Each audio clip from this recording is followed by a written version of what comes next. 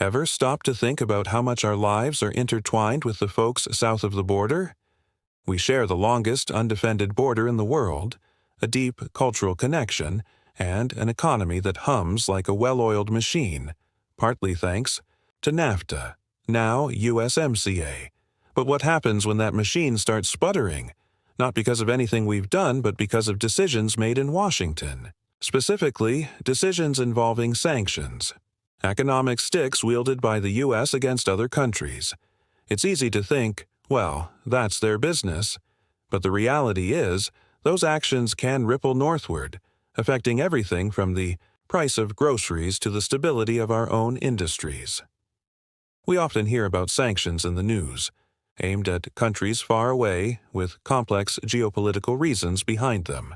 But the global economy is a tangled web, and what seems like a targeted strike can often have unintended consequences, especially for a country so closely linked to the U.S. as Canada. It's not just about trade, it's about investments, supply chains, and the overall economic climate. When the U.S. imposes sanctions, it doesn't always neatly isolate the intended target. Sometimes, like a rogue wave, the effects crash onto our shores. Imagine a scenario where a Canadian company is doing business with a country targeted by U.S. sanctions. Suddenly, the company finds itself caught in a legal and financial bind, facing potential penalties from the U.S. government simply for continuing its operations. Or consider the impact on Canadian pension funds that have investments in companies affected by those sanctions. It's not a hypothetical problem. It's a real risk that businesses and individuals in Canada have to navigate. This isn't about taking sides in international disputes. It's about understanding the practical implications of U.S. foreign policy on our own economic well-being. It's about recognizing that even when we're not the direct target, we can still feel the sting. And it's about asking ourselves, are we doing enough to protect ourselves from these collateral effects? Are we diversifying our trade relationships, strengthening our regulatory frameworks, and ensuring that Canadian businesses are aware of the risks involved? Think of it like this. Your neighbor decides to start a renovation project, tearing down walls and making a lot of noise. Even though you're not involved in the renovation itself, you're still affected by the dust, the noise, and the disruption to your daily routine. Similarly, when the U.S. wields its economic power through sanctions, Canada often finds itself dealing with the fallout, whether we like it or not. The question is, how do we prepare for the inevitable mess and minimize the damage? So, let's dive into this. Let's unpack the complexities of U.S. sanctions and their impact on Canada. It's a story that affects us all, whether we realize it or not. It's a story about economic interdependence, political realities, and the challenges of navigating a world where one country's decisions can have far-reaching consequences for its closest allies. It's time to understand the risks and explore what we can do to protect ourselves from the collateral damage of Trump's and potentially future administrations' sanction policies. Voyons donc, pour bien saisir l'envergure de la chose, il faut remonter un peu dans le temps. L'histoire des sanctions américaines, c'est pas d'hier. Déjà, après la Première Guerre mondiale, les États-Unis s'en servaient comme outil de pression diplomatique. Mais c'est vraiment avec la guerre froide que ça s'est intensifié. Pensez au blocus contre Cuba, toujours en vigueur aujourd'hui, une mesure qui a des répercussions jusqu'au Québec, notamment sur le tourisme et les échanges commerciaux. C'était une façon de contenir l'influence soviétique, d'isoler les régimes communistes. Cependant, ce qui a changé avec l'administration Trump, c'est l'ampleur et la fréquence des sanctions. On a vu des mesures ciblant l'Iran, la Russie, le Venezuela, la Chine, et j'en passe. C'était une approche beaucoup plus agressive, unilatérale, souvent sans le soutien de ses alliés traditionnels, comme le Canada ou l'Union européenne. Et c'est là que le bat blesse pour nous.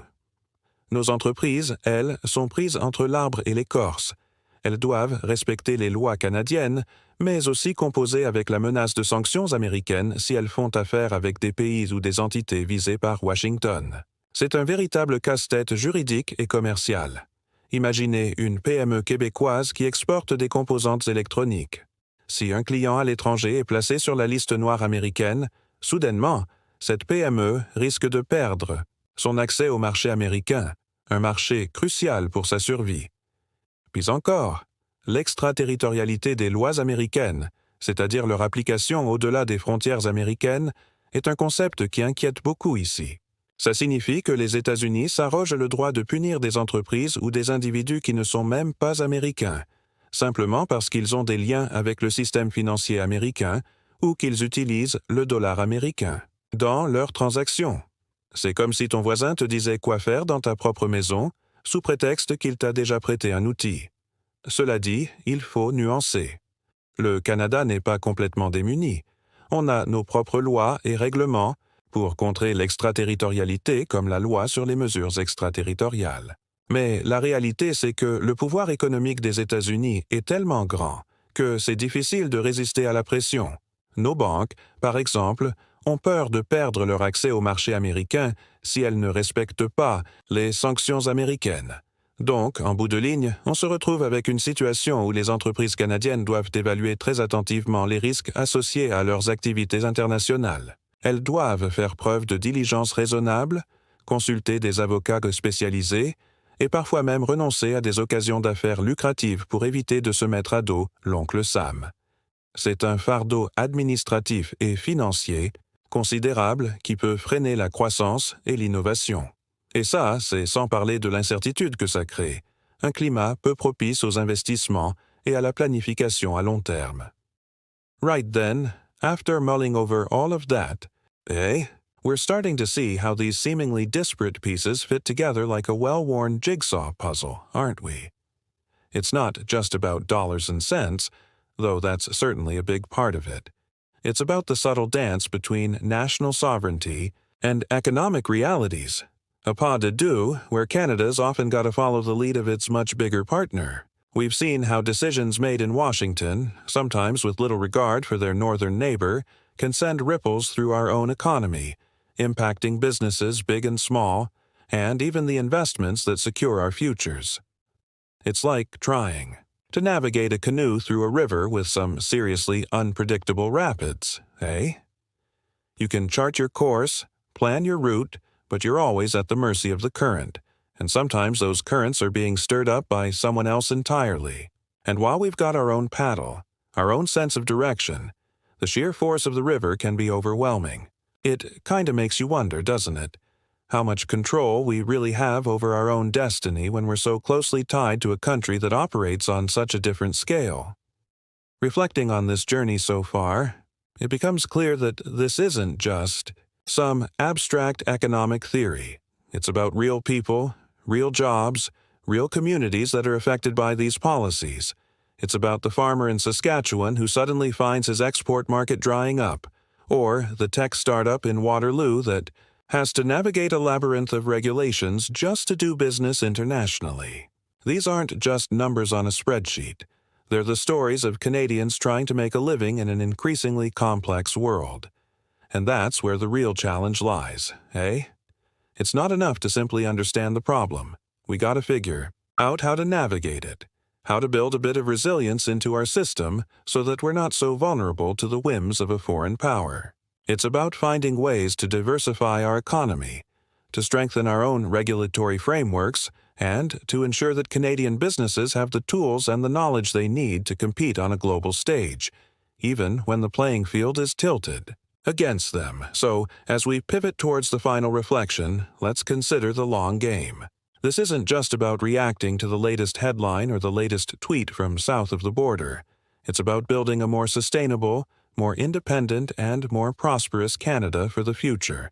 It's about recognizing that our relationship with the U.S. is both a blessing and a curse, and that we need to be smart, strategic, and maybe just a little bit stubborn in order to protect our own interests. It's about ensuring our voice is heard, loud and clear, even when it's drowned out by the noise coming from elsewhere. So, where does all this leave us, eh? After paddling through these choppy waters, it's clear that navigating the complexities of U.S. sanctions ain't just a matter for Bay Street lawyers and Ottawa politicians. It's a kitchen table issue, a Main Street concern, a reality that touches every corner of this country, from the fishing villages of Newfoundland to the wheat fields of Saskatchewan.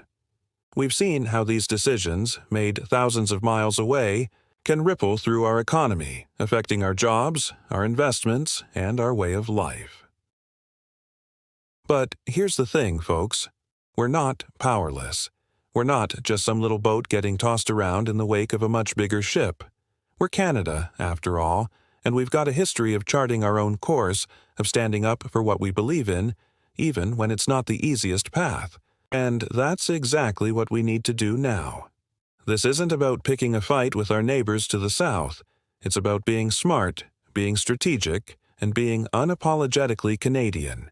It's about diversifying our economy, building stronger relationships with other countries, and ensuring that our businesses have the tools and the support they need to compete on a global stage. It's about investing in innovation, fostering entrepreneurship, and creating a resilient economy that can weather any storm.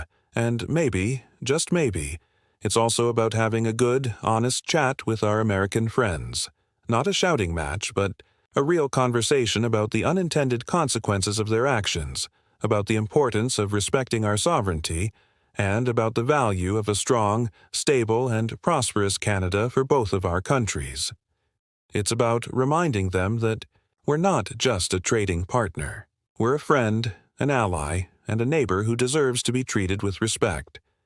Because at the end of the day, that's what this is all about, eh?